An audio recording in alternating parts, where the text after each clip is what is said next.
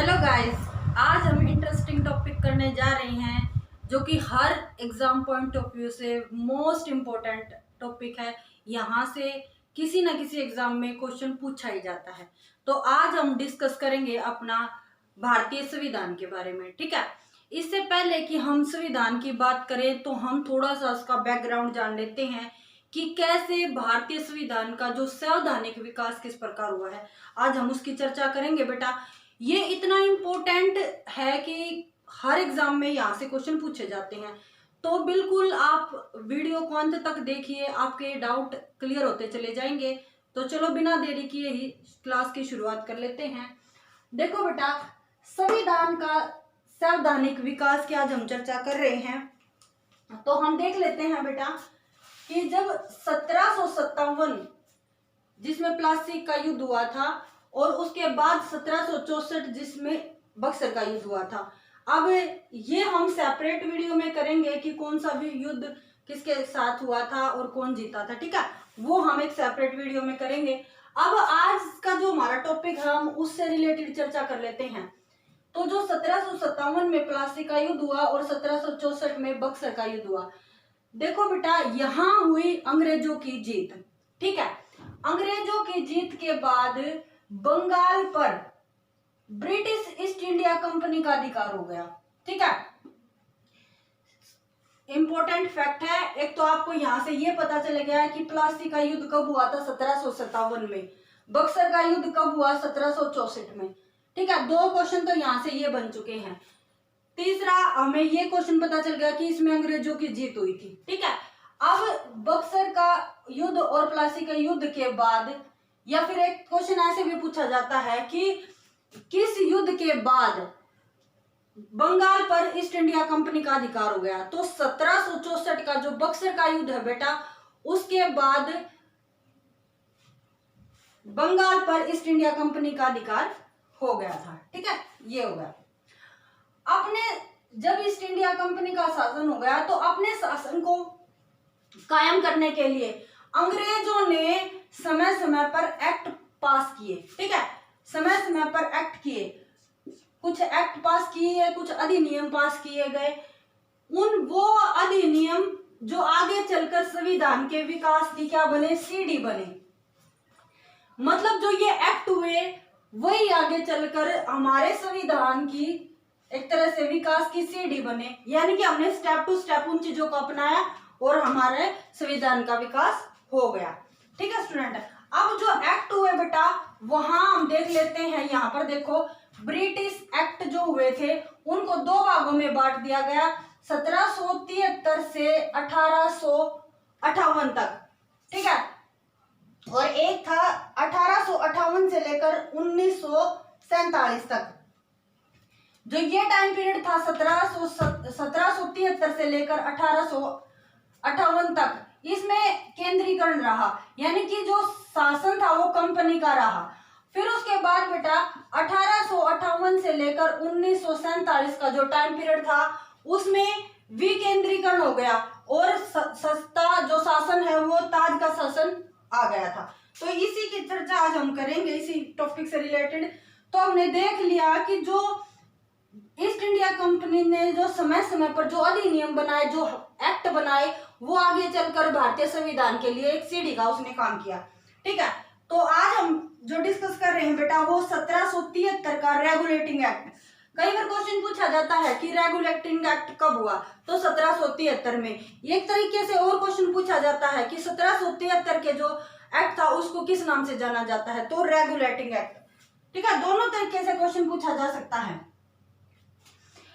1773 का जो बेटा रेगुलेटिंग एक्ट था उसमें क्या किया गया, जो कोलकाता है, जो कलकत्ता पहले हुआ करता था, ठीक है, उसमें कलकत्ता प्रेसिडेंसी में एक सरकार की स्थापना की जाएगी। मतलब ये एक तरह से निर्णय लिया गया 1773 के रेगुलेटिंग एक्ट में कि कलकत्ता प्रेसिडेंसी में सरकार की स्थापना की जाएगी। और किस प्रकार, उसमें एक गवर्नर होगा, गवर्नर जनरल होगा और परिषद के 4 अन्य सदस्य उसमें शामिल होंगे। ठीक है, इस प्रकार बनाई जाएगी। और ये जो अपनी इनकी जो पावर है उसका यूज ये कैसे करेंगे बेटा, संयुक्त रूप से यूज करेंगे। यानी कि ये प्रेसिडेंसी जो बनाई जाएगी, प्रेसिडेंसी में जो सरकार बनेगी उसमें एक गवर्नर जनरल और 4 परिषद के अन्य सदस्य होंगे, जो कोई भी फैसला लेंगे तो एक दूसरे से डिस्कस करके लेंगे, यानी कि संयुक्त रूप से अपनी पावर का प्रयोग करेंगे। ठीक है। इसी एक्ट के तहत, इसी एक्ट के अनुसार, रेगुलेटिंग एक्ट के अनुसार कंपनी के शासन पर संसदीय नियंत्रण हो गया था। यानी कि अब कंपनी पर क्या हो गया था, संसदीय नियंत्रण हो गया था। इसी एक्ट में क्या हुआ, बंगाल के गवर्नर को तीनों प्रेसिडेंसियों का गवर्नर जनरल बना दिया गया था। यानी कि 1773 के रेगुलेटिंग एक्ट के द्वारा ही जो बंगाल का गवर्नर था उसको तीनों प्रेसिडेंसियों का गवर्नर जनरल बना दिया गया था। नेक्स्ट पॉइंट, जो कलकत्ता में की सुप्रीम कोर्ट की स्थापना की जाए, मतलब ये एक तरह से प्रावधान किया गया कि कलकत्ता जो प्रेसिडेंसी है उसमें सुप्रीम कोर्ट की स्थापना हो। ठीक है। और इसका पहला जो मुख्य न्यायाधीश था वे थे sir Elijah Impey. Sir Elijah Impey supreme court के पहले, जो कलकत्ता में जो सुप्रीम कोर्ट था उसके पहले मुख्य न्यायाधीश थे बेटा। और इनको अधिकार था कि ये कौन कौन से ऐसे मामले हैं जिन पर सुनवाई कर सकते थे, सिविल, आपराधिक, नौसैनिक और धार्मिक, ये वो मसले थे बेटा जिनको हल कर सकते थे। फिर क्या हुआ, 1774 में भारत में उच्चतम न्यायालय की स्थापना की गई और मुख्य न्यायाधीश के अलावा 3 अन्य न्यायाधीशों की भी यहाँ पर नियुक्ति की गई। आई थिंक स्टूडेंट आपको ये पोर्शन यहाँ तक समझ में आ गया है। अब देख लेते हैं कि हमारा नेक्स्ट एक्ट कौन सा है। नेक्स्ट है बेटा एक्ट ऑफ सेटलमेंट 1781, यानी कि 1781। एक्ट ऑफ सेटलमेंट इसका नाम दिया गया है। जैसे सेटलमेंट से समझ में आ रहा है कि कुछ ना कुछ तो इसमें बदलाव किया गया होगा। ये मेनली किस लिए बनाया गया था, जो यहाँ पर हमारा जो रेगुलेटिंग एक्ट है बेटा, इसमें जो कमियां थी उनको दूर करने के लिए एक्ट ऑफ सेटलमेंट का निर्माण किया गया था। देखो यहाँ मैंने लिखा है, इसका मेनली उद्देश्य क्या था, रेगुलेटिंग एक्ट की जो कमी थी इसको दूर करना। कलकत्ता सरकार अब क्या कर सकती थी, बंगाल, बिहार, उड़ीसा के दीवानी जो प्रदेश थे वहां पर वो कानून बना सकती थी एक्ट ऑफ सेटलमेंट के तहत। ठीक है। नेक्स्ट जो इम्पोर्टेंट आया है बेटा वो है पीट्स इंडिया एक्ट। इसको 1774 में इसका निर्माण किया गया था। एक्ट ऑफ सेटलमेंट का जो विस्तृत रूप है उसी को पीट्स इंडिया एक्ट कहते हैं। यह पहला दस्तावेज था जो ये प्रमाणित करता था कि ब्रिटिश का राज है। ठीक है। ब्रिटिश ताज के स्वामित्व का ये पहला प्रमाणित दस्तावेज था बेटा कि उसका भारतीय जो राज्य है, जो भारतीय राज्य के क्षेत्र जितने भी हैं उन पर ब्रिटिश का अधिकार है। ये पहला प्रमाणिकता का एक तरह से दस्तावेज था। ठीक है। इसी एक्ट के तहत जो पीट्स इंडिया एक्ट है 1784, उसी के तहत कंपनी का शासन 2 भागों में बट गया बेटा, राजनीतिक और दूसरा था व्यापारिक। राजनीतिक में 6 सदस्य नियंत्रण का एक मंडल का गठन किया गया और व्यापारिक में क्या किया गया कि शासन किस प्रकार होगा, कंपनी के निर्देश अनुसार होगा। ठीक है। कर्मचारियों को